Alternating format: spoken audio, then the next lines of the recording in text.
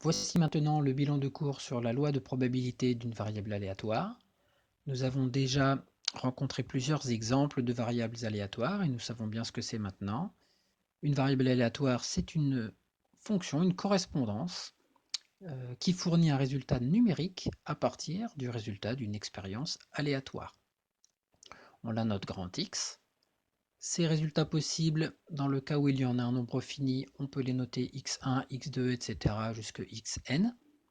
Et la correspondance entre chaque valeur et la probabilité d'apparition de cette valeur, entre une valeur xi et la probabilité pi de l'événement grand X égale xi, cette correspondance est appelée la loi de probabilité de la variable aléatoire grand X.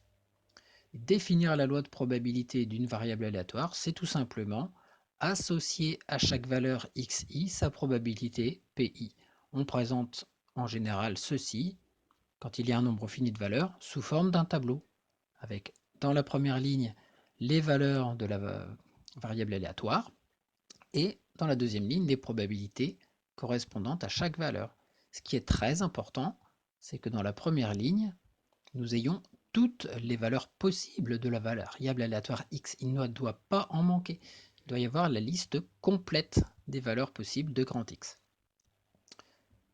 Nous avons déjà rencontré, sans le savoir, une loi de probabilité.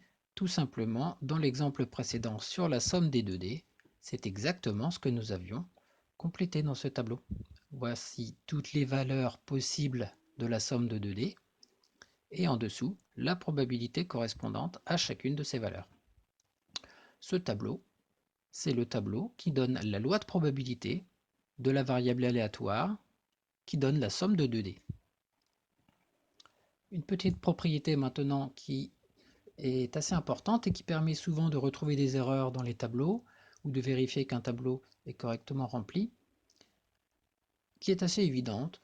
La somme, puisque nous avons tous les résultats possibles de la variable aléatoire grand X, les événements correspondants nous donnent tous les événements possibles et la somme de toutes les probabilités, et bien évidemment, donne 1. La somme des p de x égale xi vaut 1.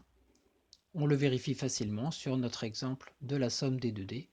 Cette somme vaut 36 sur 36, c'est-à-dire 1. Voilà pour le petit bilan de cours pour l'instant. La suite la prochaine fois.